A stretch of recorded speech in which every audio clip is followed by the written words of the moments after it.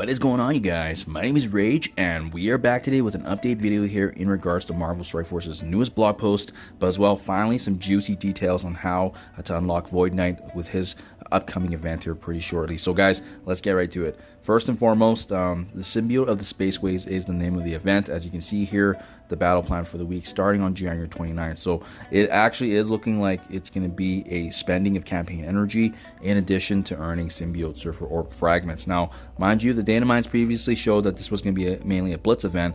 It does look like this has been slightly changed, or maybe that's just how the data mines were produced, and obviously there was some incorrect assumptions made from reading that beforehand. But we also have this Herald of Clintar web milestone tied back to it as well, which is the earning of BLITZ credits. So this is probably what we saw glimpses of when we were taking a review of the data mines, but combined together, there's gonna be multiple components of this event. So this is not it. There's also additional pieces to this. So definitely one of the more complicated events than it needs to be for the unlock of this character, but hopefully they don't do this too often because it creates a challenge in understanding what we need to be doing. So for sure, guys, stay tuned. I'm going to be making a deeper video in terms of analyzing how to unlock him, but we're going to be doing a quick overview today.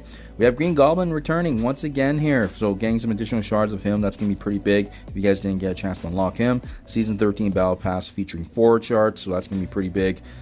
January 30th here, we have Isotope Invasion. So with this one specifically, we do need to be mindful of the fact that we are going to be spending ISO-8 energy, so make sure you guys are saving that up, the earning of supplied orbs, fragments, and so forth as well. January 31st, we have the Geology Bounty. So with this one specifically, this is the doubling of the ISO-8 crystals. So, you know, timely in the sense that it's right after the fact that we have an event that starts off with ISO-8 campaign energy spending. So I would definitely wait up on that, but as well, you're gonna be earning double crystals, and also it's gonna get tied back to the Symbiote the Spaceways bonus event. So there's gonna be some additional fragments actually tied back to ISO-8 campaign nodes. That is not actually released in this blog post, something we need to be mindful of later on. But yeah, it's all tied together, guys, so make sure you're being smart about it. I would save all the energy you can, start January 31st. Then a couple days later, we do wrap things up here with Tech Wizardry with Quick Rumble featuring Darkhold. And then finally, the last puzzle piece here for the Symbiote of the Spaceways, which is the earning of fragments from BLITZ battles, which is tied back to the winning of battles with the credits here. So that's going to be detailed as well. A couple updates that we need to be mindful of. Iron Man Infinity War getting added to the Crucible store, huge addition, finally getting an opportunity to get shards of him. Darkhawk's actually replacing Morbius in the Heroes Assemble 7-6, huge addition as well. And then we have Mark II Ironheart going to the War Store for $27.50. All of them getting added. Great to see a relevant team. Obviously Pegasus being the meta right now for tech nodes and incursion rates, pretty big. Gwenom Spotlight video here is coming early next week, so they just put a link here for our reference.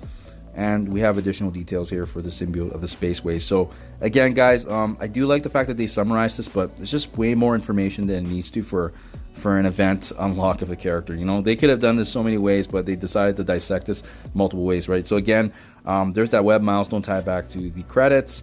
Looks like there's going to be hard ISO-8 campaign nodes specifically, so this is going to limit how much we can farm because certain nodes are going to give you those fragments, and that starts on the 31st. We also have the Surfer Orb fragments from winning BLITZ battles, and that's tied back to the Quick Rumble, and then the free claims on the web that we need to be mindful of. So for sure, we definitely we will make a follow-up video just to get a better understanding on this, but in case you guys are wondering, you can open the event chart here and kind of see how many shards are available in the red on the right there, and you can see here if we scroll to the bottom, earning 1 point per Surfer Symbiote Orb fragment, as well the spending of campaign energy up to a limit of 56,000, but each one counts for 7, so it maxes out at 8,000 campaign energy, guys. So this is great for folks that have hoarded energy like myself. Obviously now we have to activate that in order to use this towards the event specifically. So not a fan of it because some folks may not have that amount, and as well we're going to be needing to core to actually get that energy. So just in case you haven't already, make sure you guys are having, you know, utilizing 200 power cores per day, because that's going to allow you to obviously maximize campaign energy and then make the most out of it. The Herald of Clintar, like I said earlier, this is the winning of BLITZ battles for BLITZ credits. Thankfully this one's pretty chill. I took a look at it, 2 to 3 rotations per day, and making sure that you're actually winning will be able to allow you to win pretty easily. The Isotope Innovation, again, this is the Alliance event with the expending of ISO-8, earning of Alliance credits and ally supply orbs. So make sure you guys are just going through the donations, claiming that, coordinating with your Alliance. Dark Code, Quick Rumble, business as usual.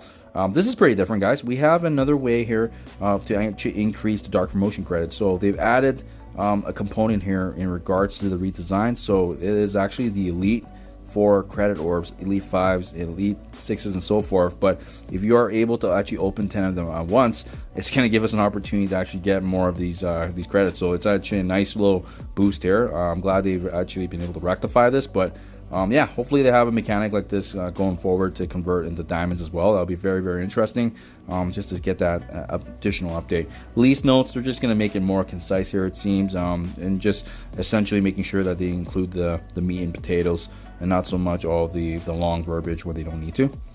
Corrupted armor and Pact of War Raft, that's just relating to the paid costumes, don't care about that. And finally, guys, make sure you're going through the Friday free claim the free shards here of Gwenem, as well as the additional credits for the blast off to 100. And it does show campaign energy here as well, but I don't believe I got it, so there might be something they have to figure out there, but just something to be a heads up on, guys. But yeah, finally, clarity on Void Knight's release, guys. Let me know what you think in comments below. I think they definitely complicated more than they should have, but I'm gonna have to make a follow-up video to see how free-to-play friendly it is. But overall, hopefully everyone can get a chance at this. I'll keep you guys up to date. Let me know what you think in comments below. Thank you as always, and I'll catch you guys in the next one.